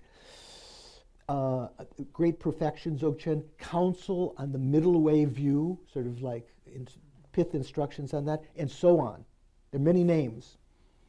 But when a yogi or yogini who is skilled in the scriptures and the logic of definitive meaning and who has experience analyzes, all converge in a single intent.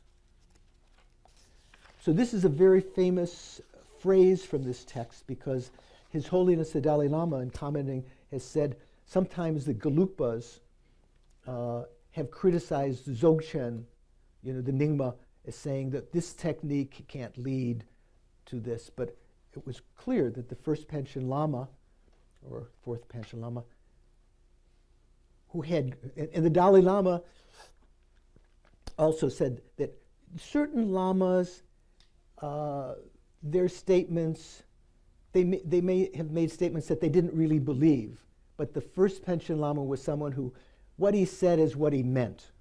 So he wasn't just being like, oh yeah, Christianity and Buddhism are the same thing, something like this, or when they always joke about kumbaya, everything's the same. This was actually the case, that Dzogchen, all of these different things come to the same intent. So there is a method in certain Dzogchen practice, a little bit different than the Mahamudra, even with the eyes open and actually just looking at the nature of the mind, which in Tibetan, the way in the Dzogchen teachings they call, I think it's just sem. They just say sem, but it has this particular meaning, just the bare nature of the mind, letting go of all of the, following all of the thoughts, can also bring the errors into the central channel. So this is what he meant, they all come to the same intent. So then, between the two approaches of seeking meditation on calm abiding on the basis of the view,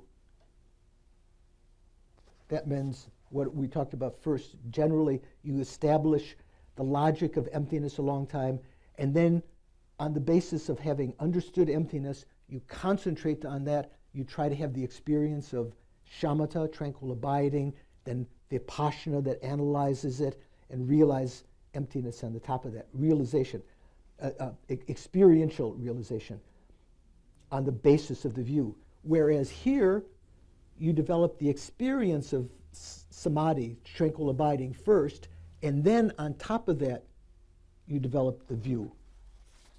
So between the two approaches, one, seeking meditation on calm abiding on the basis of the view is first, or two, seeking the view on the basis of meditation on calm abiding, on the clear light nature of the mind. You have some experience first. You don't have to wait till the end to have the experience. You can be inspired by this. Now, the explanation here follows the second approach. So the Sutra Mahamudra, this is the great, tastiness of it. You can have some experience of some similitude of the emptiness experience now that can give you encouragement to continue doing that. So then it says, sitting, 9-round breathing meditation, refuge, and bodhicitta. On a seat suitable for absorption. What is a seat suitable for absorption? Well, you could be sitting in a chair, that's fine. Main thing is the back is straight. If you're sitting on a cushion on the ground, have the back slightly elevated so that if you're sitting for a long time with crossed legs, that your back doesn't become achy. You might think, oh, the real yogis, they wouldn't have a cushion in the back, that's just for sissies. Actually, great meditators, all the manuals all say have a slight elevated in the back, so you can have a little cushion underneath the coccyx, near the back of your buttocks. On a seat suitable for absorption, adopting the 7 crucial elements of physical posture. What are they also called? The 7-point posture of Vairochana. Why is Vairochana mentioned there? Do you know, Ravi? Because Vairochana, of the 5 Buddha families, what are they? Vairochana, Amitabha, Akshobhya, Ratnasambhava, Amoghasiddha. They each correspond to one of the 5 purified 5 skandhas. Vairochana is the purified form of the form aggregate, the body. So his posture is the epitome of and each of them have slightly different hand gestures. So sitting in the Vajra asana with the legs crossed, what we ourselves often call the full lotus. Is that what you call it? It's not called the lotus posture is what the consort, let's say when seated, the consort, the female consort, whose legs are around the waist of the male, that's called the Vajra. That's called the lotus posture. Maybe because the female organ is called the lotus. They're the Vajra, the male organ is called the Vajra. So also when we say Om Mani Padme Hum, in esoteric meaning, it can refer to that highest kind of tantric practice of consort practice. So sitting in the Vajra asana with the hands at the waist, with the fingers touching, with the back straight. And I noticed when I was meditating, if my head starts to go up, thoughts, other kinds of conceptual thoughts start. So it's suggested that the head be slightly tilted down with the neck tucked in. At first, it's artificial and feels unnatural, but that will keep your mind from wandering. I wonder if next time you meditate, if you notice the difference, if you just let your head dwell up, your other conceptual thoughts start. Namtok, we call it. So there are various postures. The eyes down toward the side of the nose. These are called the 7-point posture of Vairochana. Sometimes we say the 8 postures. The 8th one meaning the breathing meditation, which in this case is called the 9-round breathing meditation. So on a seat suitable for absorption, adopting the 7 crucial elements of physical posture, cleanse the channels with the 9-round breathing. So cleanse the channels means imagine that the defiled winds of the winds that support the delusions and the conceptual minds and the winds that support disease and so forth are all expelled out. So you're left and it actually has an effect like that. You're left in a calm state. At the beginning, with lucid awareness, thoroughly release all impurities, and with a pure virtuous mind, go for refuge and generate bodhicitta. Meditate on the profound path of Guru Yoga, and after making hundreds of fervent requests and so on, dissolve the guru into yourself. So that's where I'll stop right now. We'll have a break for lunch. So sometimes people wonder, what is the special advantage of guru yoga? At this point, when you, having developed faith, at least in the guru as being an emanation of Buddha, imagine they absorb into your heart, and at that point, like Christian experience, like inviting Jesus into your heart, like everything is okay. I think that the Dalai Lama has praised various Christian practices for them from a Christian philosophical point of view, from the tenets.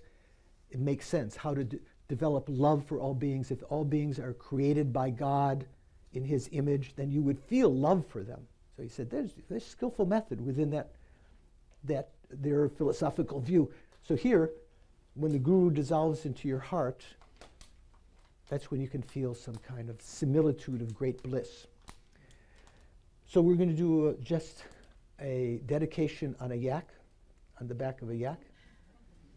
Whatever merits we've created this morning, may they not be dissipated in simply samsaric, contaminated happiness in future lifetimes, but in whatever way they ripen, may they always bring forth my continued spiritual development up to and including enlightenment.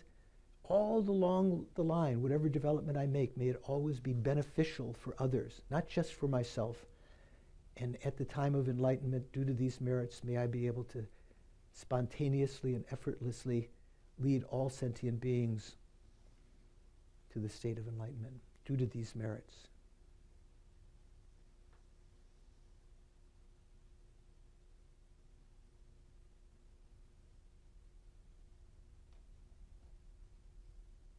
Thank you.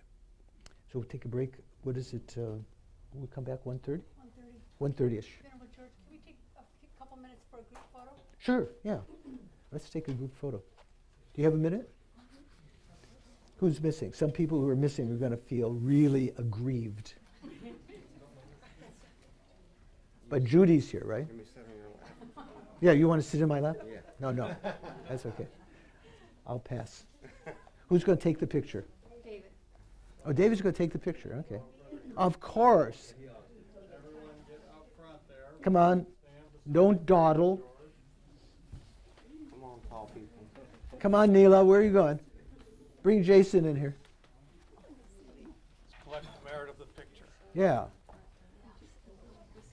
So tall people in back, slightly smaller people like me in front. David, you're like me, yeah. In between, but not directly, because then you can't see Susie's. You have to, right here. There you go.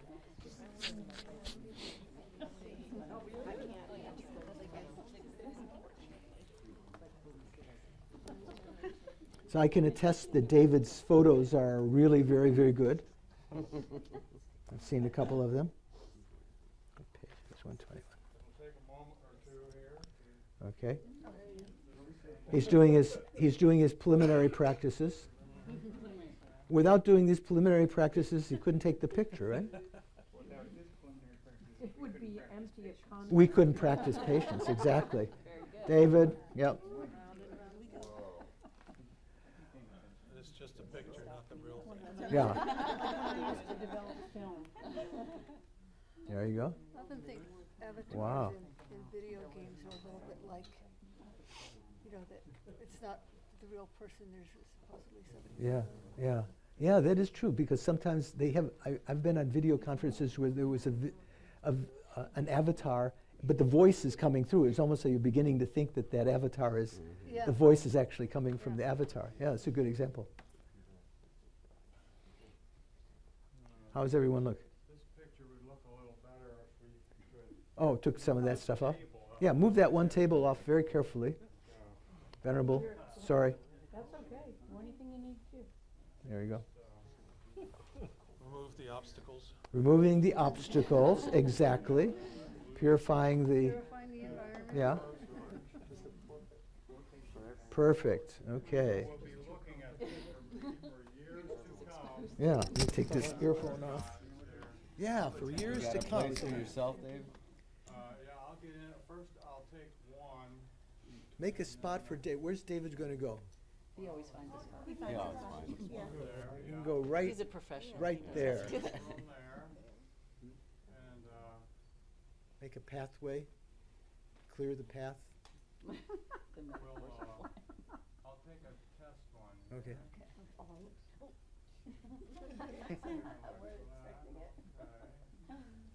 So you get everyone in?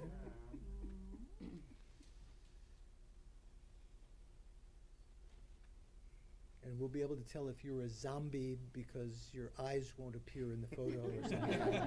I'm not sure what it is. Or your shadow or something. Beat those throat drums. Yeah. 5x7 sand wallet size. Let's see here. Okay. That's only a 2-second delay. I've got to reset this thing to a 10-second delay. Oh, can you get there in 10 seconds? I don't know. He can. He does it all the time. Does he? Definitely not too We do this a lot. Yeah. There's only 2 choices. Okay. Then or I thought you'd have a minute or something. remote control, huh? Oh, that would be. You make them. So now we're ready. Yeah. 2, Yeah, good. 3, 4, 5, 6, 7, 8, 9, 10. Oh, perfect. Okay. Thank you, Dave. Well, one more? One more. I just like this. We're going for perfection, aren't we? So instead of saying cheese, say cheetah. Cheetah. Bodhicitta. When you know it's going to go off, just be looking at the lens and trying to look good. Eyes open. This is fair to 1, Don't watch 2, David come 3, running back. 4, 5, 6, 7, 8, 9. Cheetah. Thank you. Enjoy lunch. See you in an hour and a half.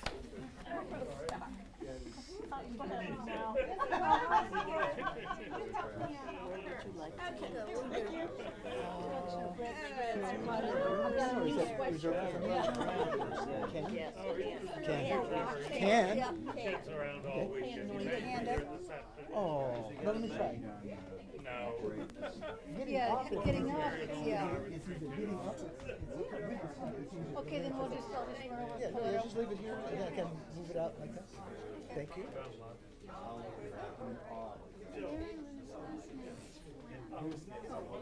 Like an hour and a half? Yes.